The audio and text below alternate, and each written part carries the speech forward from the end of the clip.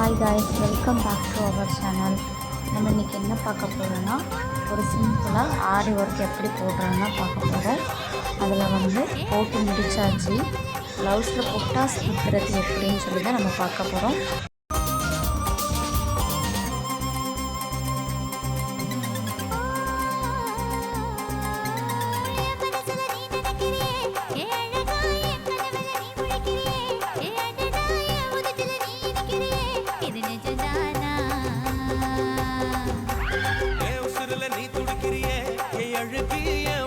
நீ படுத்திரியே மெதுவா என் கழுத்துல நீ மணத்திரியே இது அதுதானா